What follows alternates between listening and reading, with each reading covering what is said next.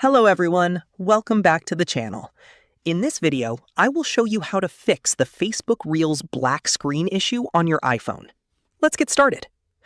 Solution 1. Clear your browser data in Facebook.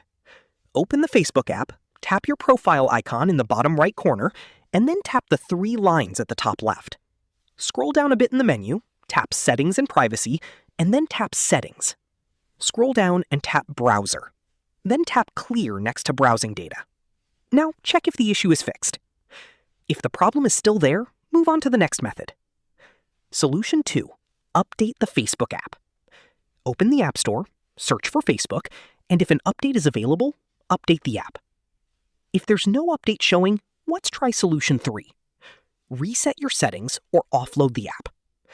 Open Settings, tap General, then tap iPhone Storage. Find and tap on Facebook, select Offload App, and confirm by tapping Offload App again. Finally, tap Reinstall App. After completing these steps, your Facebook Reels black screen issue should be completely resolved. Like and follow for more quick tech fixes.